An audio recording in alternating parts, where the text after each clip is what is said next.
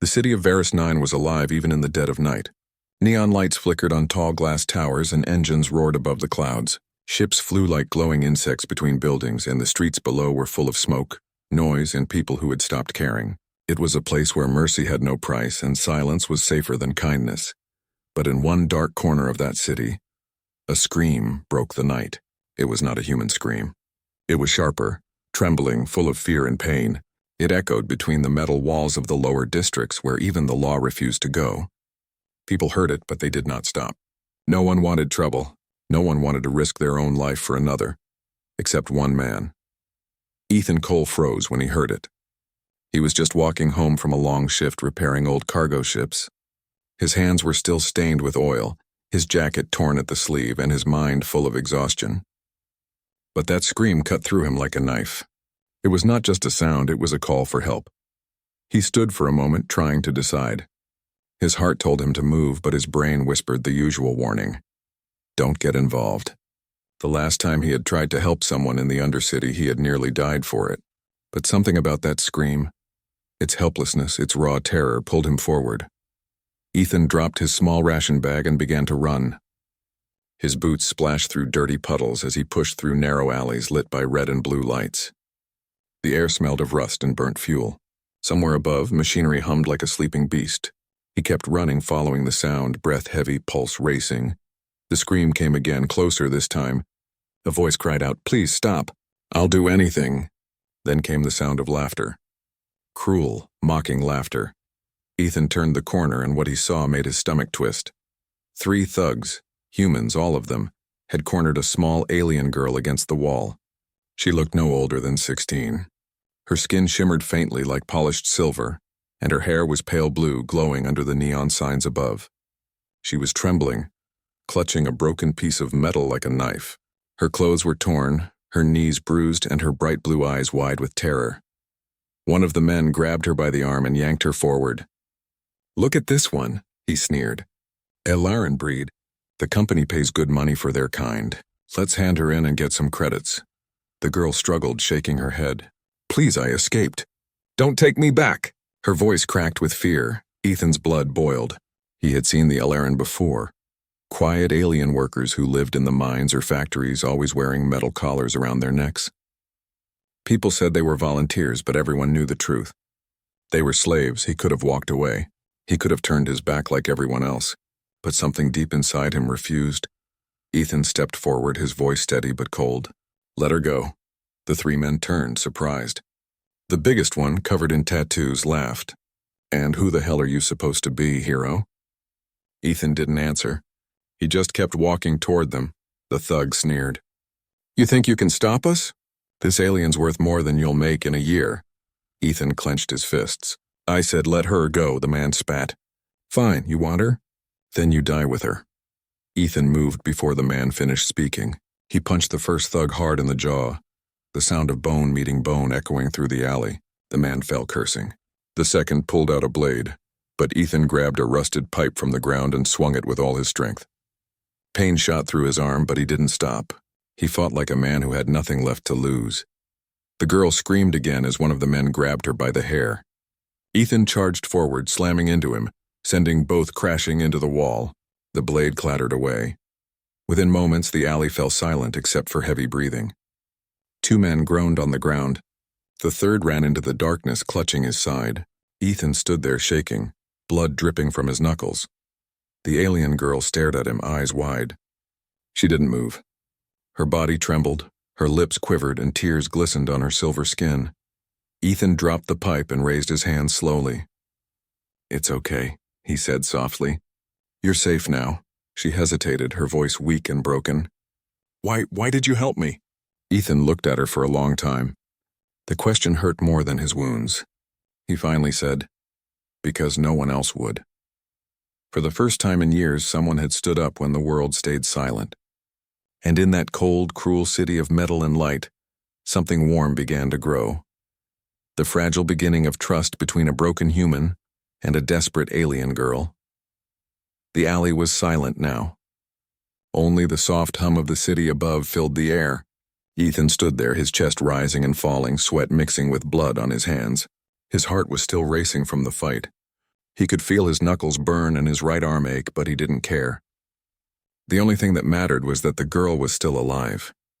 The alien girl pressed herself against the cold wall, breathing hard. Her silver skin shimmered faintly under the flickering lights, and her blue eyes were full of confusion and fear. She kept looking from the fallen thugs to the man who had saved her, like she didn't know what to believe.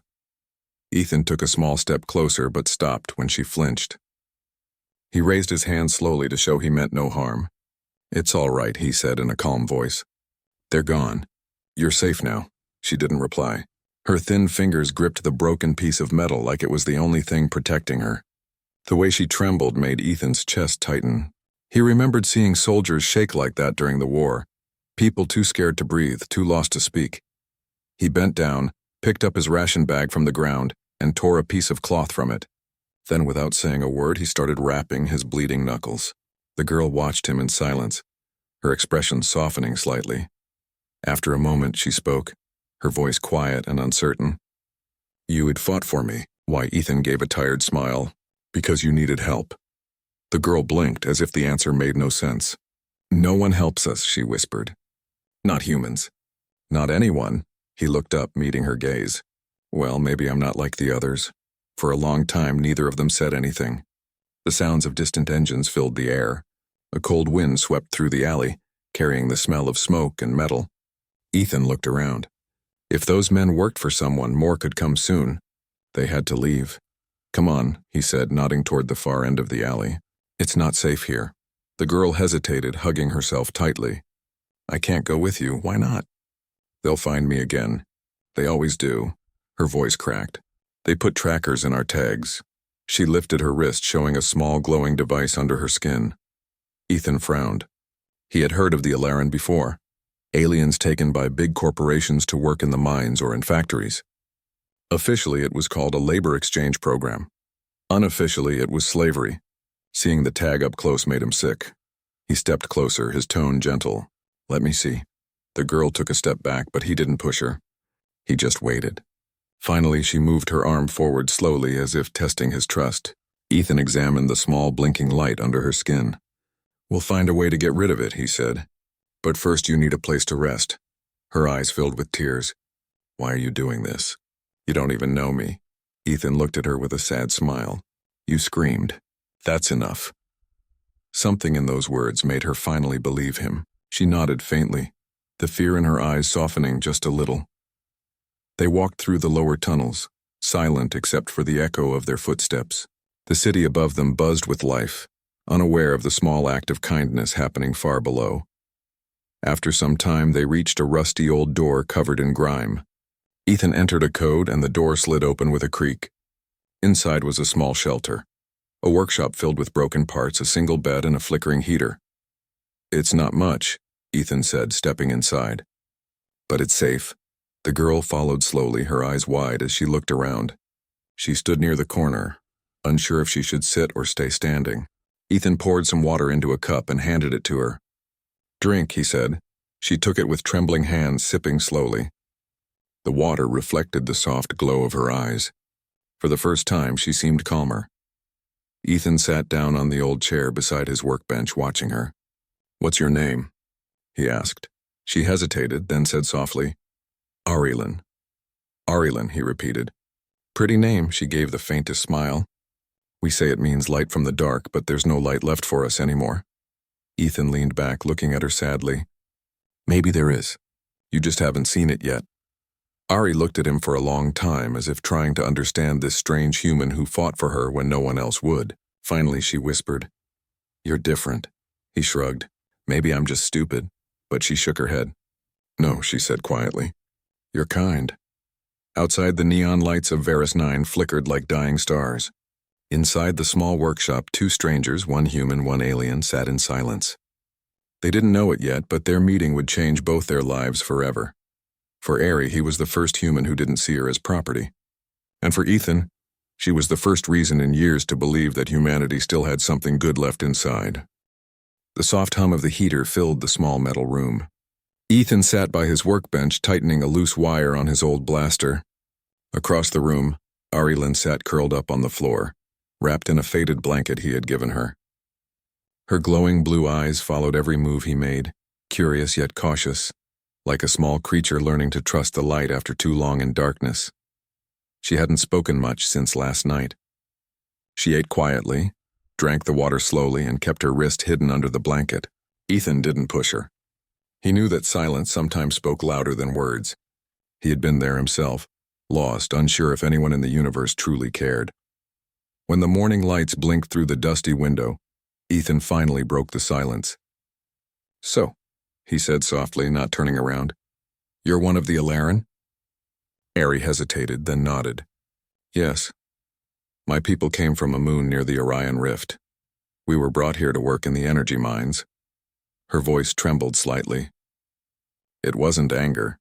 It was exhaustion, the kind that came from years of being treated like nothing. Ethan put down his tool and looked at her. "You were forced, weren't you?" She lowered her gaze. "They told us it was a job.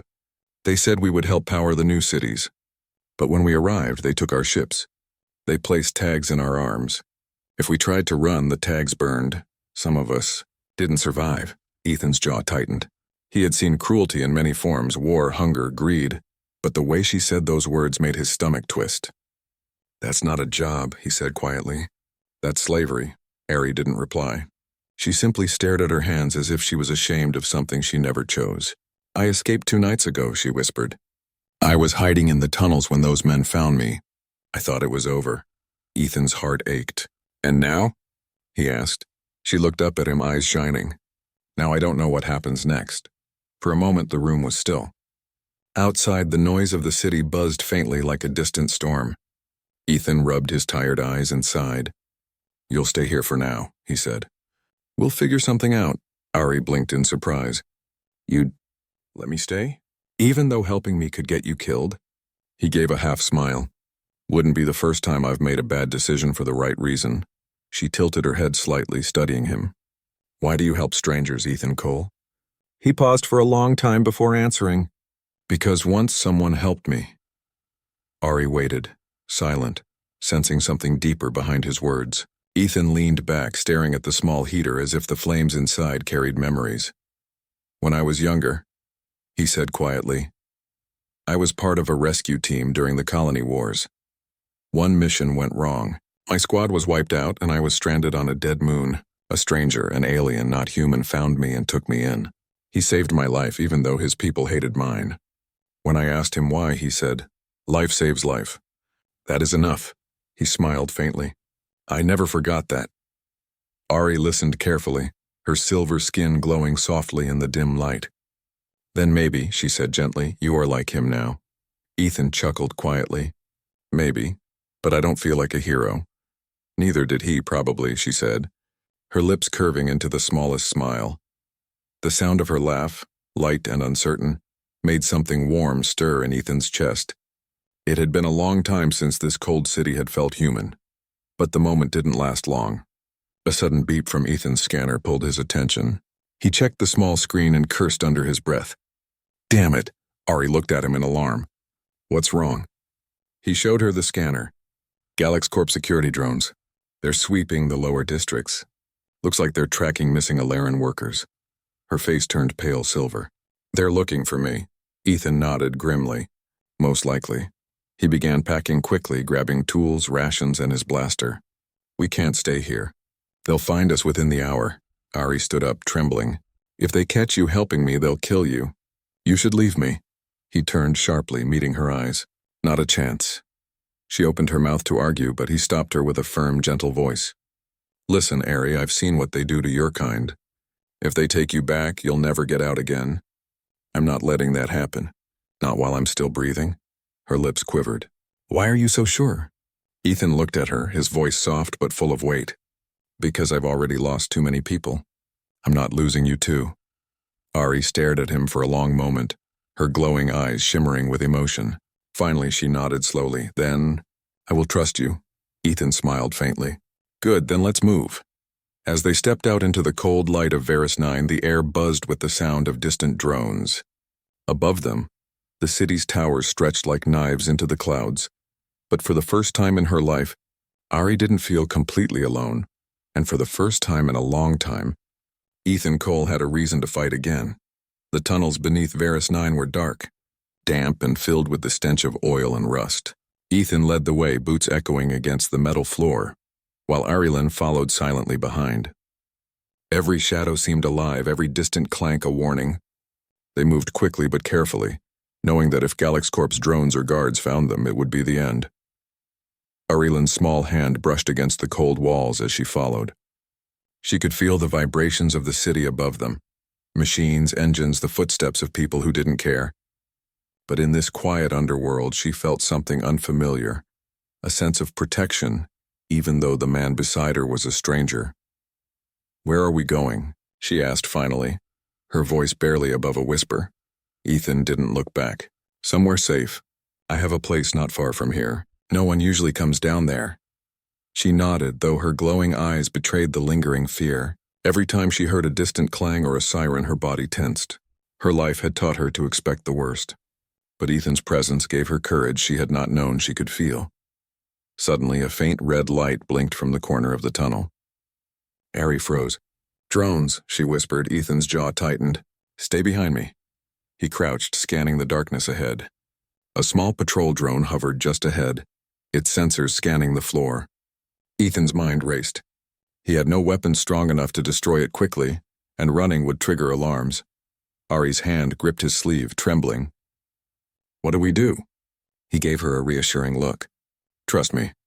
Using a shadowed side tunnel, Ethan led Arilyn off the main path. They crawled through narrow vents, ducked under pipes, and slipped past crates that blocked their way. The drone buzzed overhead, scanning in patterns, unaware of the pair slipping silently below. When they finally reached a wider passage, Ethan let out a soft breath. Arilyn's small body sagged with relief. For a moment, the only sound was the wind rushing through the tunnel. "You're really good at this," she whispered. Ethan smiled faintly. "I've had practice." She looked at him, eyes wide. "You're human. I thought humans only cared about themselves." He shrugged. "Some do, but not all of us." Ari considered his words, letting them settle. She had lived among humans for months, and most had ignored her, treated her like property, like an object. But this one, this human, had risked everything to save her. And she knew it was not just bravery. It was something deeper, something she didn't understand yet. Hours passed as they navigated through the maze-like tunnels. Their legs ached and hunger gnawed at them, but Ethan kept going. He didn't stop even when he stumbled over broken pipes or when Arilyn tripped on loose metal. Every step forward was a step away from slavery, a step closer to freedom. Eventually, they reached a small cargo elevator hidden behind rusted machinery. Ethan pressed a sequence on the panel, and the elevator whirred to life. As it descended, Arilyn looked at him with curiosity and fear mixed together. "You think they'll follow us?" she asked. He shook his head. "Not this far underground. But if they do, we fight or we run. And if we fight, I promise I won't let them hurt you." Her eyes glimmered with trust, and for the first time, her voice carried a hint of hope. "I believe you." When the elevator doors opened, they were in an old maintenance hangar. Rusted ships lined the walls, broken machinery scattered across the floor. A single skiff sat in the corner, half buried under dust. Ethan's eyes lit up. "This will do," he said. "It's not perfect, but it can fly and it can get us out of this city." Arilyn stepped closer, inspecting the ship. Her hand brushed over the surface and she whispered softly, almost to herself, "I can feel it. It's alive." Ethan raised an eyebrow. "What do you mean?" "My people. We can connect with machines. I can make them move faster, stronger. Sometimes we can even protect ourselves through them," she said, eyes glowing faintly. He chuckled quietly. "Then you're our best chance. Let's get this thing running." For the next hour, they worked together. Ethan handled the physical repairs. Arilyn guided the systems, whispering to the machine as if it could hear her. Sparks flew, engines hummed, and the old skiff seemed to awaken from decades of neglect. When the engines roared to life, Arilyn's face lit up with wonder. "It listens to me," she exclaimed. Ethan smiled, a rare warmth in his tired eyes. "Good, let's fly." They climbed aboard, hearts pounding. Outside, the city lights of Varus 9 stretched endlessly, but below them, the shadows of the lower levels disappeared. For a brief moment, hope filled the air, a fragile, shining hope that perhaps together they could escape this darkness. The city of Varus 9 shrank beneath them as the skiff tore through the night sky. Neon lights became streaks of color, and the towers above vanished into the clouds. For a moment, Ethan allowed himself a small breath of relief. They were moving, leaving the Undercity behind. Arilyn leaned over the controls, her glowing fingers tracing the console as if coaxing the ship to life. "It's responding," she whispered. "Faster than I expected." Ethan glanced at her. Her face was pale silver, but her eyes shone with determination. He had saved her from the alley, but it was her courage now that kept them alive. "Good," he said. "Keep it steady." Then in the distance, red flashes lit the sky. Patrol ships, Galax Corp's enforcers, had spotted them. Their weapons glowed ominously, aimed at the skiff. Arilyn stiffened. "They found us." Ethan's grip tightened on the console. "Hold on," he said. His voice was calm, but inside adrenaline surged. He had fought thugs in dark alleys, but nothing like this. The patrol ships were bigger, faster, armed with blasters that could tear the skiff apart in seconds. The first ship fired. Bright beams of energy cut through the night, slashing past their hull. Sparks flew and the skiff jolted violently. Arilyn screamed as she struggled to keep control. "Stay calm," Ethan shouted. "You can do this." Her hands trembled over the controls. I'm trying." Ethan leaned over, placing a steadying hand on hers. "Trust yourself. Your people are stronger than they think. You can guide it." Ari took a deep breath, closing her eyes for a moment. When she opened them, the ship surged forward, weaving through the patrol ships. Ethan could see the fear in the enemy's movements. They were precise but predictable. Arilyn guided the skiff like it was an extension of her own body, twisting and rising, dodging the beams of light. Despite her skill, a shot grazed the side of the ship, sending sparks across the console. Ethan grabbed a panel and forced it closed before the wiring sparked. "We're not out yet," he said, his voice tight. Arilyn bit her lip. "They won't stop." Ethan's eyes scanned the horizon. "Then we make them stop." He pulled his blaster from its holster, aiming out the small side viewport. "Cover me if they get too close." The first patrol ship came screaming from above. Ethan fired, hitting its hull. Explosions rippled across its surface and it veered wildly, giving them a brief opening. The second ship targeted them from below. Ethan ducked and fired again, narrowly missing Arilyn's head as sparks danced in the cabin. Arilyn's hands shook, but she shouted, "We can't outrun them all." Ethan nodded. "We don't have to. We just have to survive this first wave." With a sudden surge, Arilyn pressed a sequence on the console she hadn't tried before. The skiff shuddered violently, then responded with unbelievable speed. They zipped between the patrol ships, weaving through the lights of Varus 9 like ghosts. Ethan's pulse raced. Every shot from the enemy was a brush with death, every movement a test of trust between human and alien. Hours, or maybe minutes, he couldn't tell, passed in a blur of fire and fear. The patrol ships began to fall behind, their weapons ineffective against Arilyn's strange connection to the skiff. She let out a shaky laugh, her voice ringing with disbelief and relief. "We're escaping." Ethan smiled faintly. "You've got talent." Never doubted it for a second. She looked at him, glowing eyes wide. You believe in humans?" He nodded. "I believe in people who fight when no one else will. That's all any of us can do." Ari's small hand brushed against his arm. It was a gesture of trust, of gratitude. Ethan felt a warmth he hadn't felt in years. Protecting her, saving her. It wasn't just survival anymore. It was something bigger, something human. The city lights faded behind them. The patrol ships stopped chasing. Silence replaced the alarms. Ethan let out a breath he hadn't realized he was holding. Arilyn slumped in her seat, exhausted but smiling faintly. "We made it. For now." Ethan looked at her. "Yeah, for now. But we're not safe yet. Not fully. Galax Corp will keep looking. They never forget." She nodded, her small body trembling, but her glowing eyes reflected hope. "Then we keep moving, together." Ethan gave her a firm, reassuring smile. "Together," he agreed. Above them, Varus 9's neon glow faded into the dark horizon. Ahead was the wasteland, a dangerous place, unknown and empty, but also their chance. Their chance at freedom.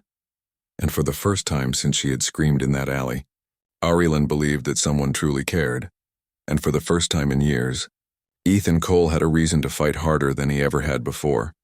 The wasteland stretched endlessly beneath a pale, dying sun.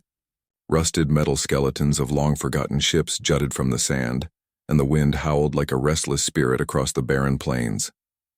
The city of Varus 9 was far behind, but its dangers had followed them in spirit, as if the shadows of slavery and fear clung to Arilan's heels. Ethan guided the skiff cautiously, navigating through jagged debris and deep sand pits. His arm still throbbed from the blaster scratches, and his mind raced with plans for the next move. But his attention never left Arilan, who sat beside him gripping the console with trembling fingers. Her glowing blue eyes scanned the horizon, sharp and alert despite exhaustion. "I never thought I'd see the sky like this," she whispered, voice barely audible over the wind. "Not like freedom." Ethan glanced at her, the corners of his mouth turning up slightly. "Then enjoy it. You earned it." She looked down, ashamed of the small smile that had appeared on her face. "I didn't do it alone. You saved me. You fought for me when no one else would." Ethan shook his head. "I just couldn't ignore your scream. That's all it took."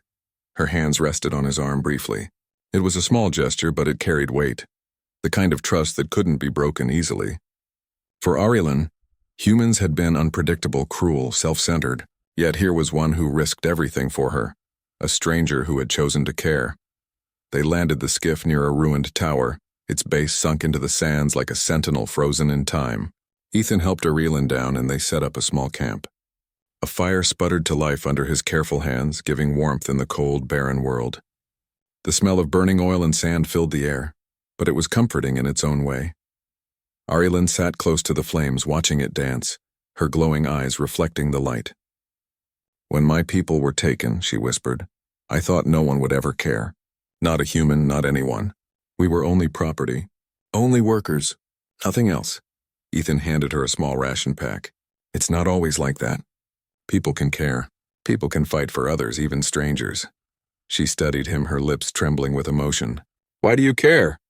He looked at her quietly, the fire casting shadows across his scarred face. "Because someone once cared for me, and I couldn't stand to let another person suffer when I could do something." Arilan's small hands pressed together, her chest rising and falling. I didn't believe humans could be like that." Ethan leaned back, letting a tired smile cross his face. "We're not all heroes. Some of us are just stubborn enough not to walk away." A soft laugh escaped her lips, a sound he hadn't realized he longed to hear. "Then maybe that stubbornness is our only hope." Night fell over the wastelands, and the stars above shone pale but steady. Arilan stayed close to Ethan, her hand brushing his occasionally as they shared silence. Words weren't always necessary. The trust between them grew with each heartbeat, each step toward safety. But even in this fragile peace, danger lingered.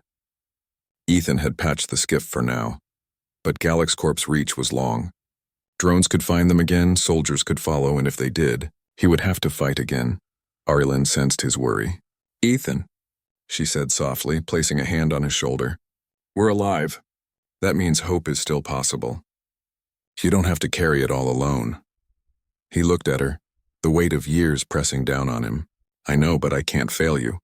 Not now, not after everything." She smiled faintly, her glow softening. "Then we won't fail, together." Ethan allowed himself a deep breath, letting her words settle. In that moment, the wasteland around them was no longer empty. It was a place of survival, yes, but also of trust, courage, and fragile hope.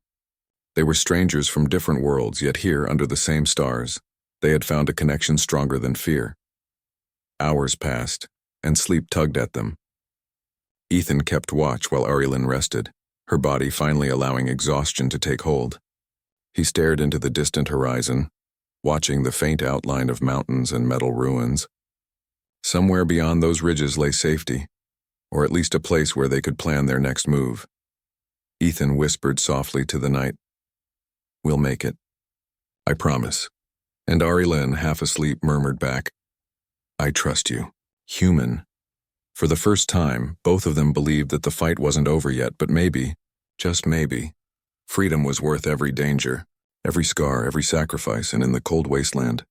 As the fire flickered and the wind howled, two souls, one human, one alien, began to truly understand what it meant to fight for each other, not for duty, not for orders, but because their hearts would not allow anything less. The dawn sky was pale and cold as Ethan and Arilan crested the last ridge of the wasteland. Below them, the Galax Corp ships hovered like vultures, scanning the horizon with blinding red lights. The city they had escaped was far behind, but the threat had not ended. Every step forward was dangerous. Every moment counted. Ethan turned to Arilan. Her small body trembled, exhaustion and fear weighing on her, yet her glowing eyes shone with determination. "We need to move fast," he said. "They'll track us until we leave the sector." Arilan nodded. "I can guide the skiff again, but they'll come for you too. They'll never forgive you for saving me." He shook his head firmly. "Doesn't matter. I'll hold them off if I have to. You run, go east. There's a colony there that will take you in. Tell them Ethan Cole sent you." Her lips quivered, eyes filling with tears. "No, I won't leave you. You saved me." He smiled faintly, his voice soft but unwavering. "You already saved yourself. I just gave you a chance to live. That's all I can do. Now you must take it." She looked at him, the glowing veins along her arms pulsing with fear and confusion. Her voice was a whisper. "I don't want to lose you." "Then don't," he said quietly. "Fight for yourself. That's all the fight I need from you." With a deep breath, Arilan climbed into the cockpit. Ethan stayed behind, rifle in hand, ready for whatever came next. The Galax Corp ships were closing in. Red blaster beams cut through the air, throwing sand and metal shards around him. Ethan fired, not aiming to destroy, but to delay, to buy Arilan precious seconds. The shots streaked across the sky, some hitting ships, some grazing the ground near his feet. Sparks and smoke filled the air. Every breath was heavy, every heartbeat a drum of courage. Arilan's hands flew over the controls, guiding the skiff through jagged rock formations. Her connection to the ship pulsed through her veins, making it faster, stronger, more agile than any patrol ship. "Go," she shouted. "Go, Ethan. I'll see you again." He ducked another blaster beam, smoke curling around him. "Go," he shouted back. "And live." The skiff roared into the horizon, leaving a trail of hope behind. Arilan dared to look back once, tears streaking her silver cheeks. Ethan's figure was a small shadow against the blazing sunrise, standing firm, unyielding. A human refusing to let darkness win. Minutes or hours passed, but eventually she disappeared over the dunes, leaving only silence and the fading sound of engines. Ethan lowered his rifle, chest heaving, arm bleeding from multiple grazes. The ship swarmed around him now, but he faced them with steady hands, calm eyes, and unwavering resolve. He had no illusions about the outcome, but he had given her something the universe rarely offered, a chance to live. Finally, as the sun climbed higher, Arilan reached the colony. Exhausted, covered in dust and trembling, she stumbled toward the gates. Guards rushed to help, and she gasped, I'm an escaped worker. Please, you have to help me." One of the guards stepped forward, eyes scanning her glowing blue skin and silver hair. She whispered almost to herself, "Ethan Cole. He sent me." The guards nodded and led her inside. Relief washed over her like a wave. For the first time in her life, she felt safe, alive, and free. But she knew deep in her heart that the price had been heavy. Ethan had stayed behind. She had left him to fight alone. A sob escaped her lips as tears fell onto her hands. "I'll never forget you," she whispered. Far away in the wasteland, Ethan's figure disappeared into the rising heat and dust. The patrol ships moved closer, but it didn't matter. In that moment, he had done something no machine, no corporation, no law could erase. He had chosen humanity, even against impossible odds. Years later, when the Alaran were finally freed from slavery, children of her kind were told stories of a human who had refused to let them die. A man who ran toward screams when others ran away. A hero who believed that life was worth protecting no matter the cost. Arilan never forgot him. She carried his lesson everywhere she went, that courage is not measured in strength alone, but in the willingness to help others when it matters most. That one human had made all the difference, and in the memory of every child she taught, every life she helped, Ethan Cole lived on.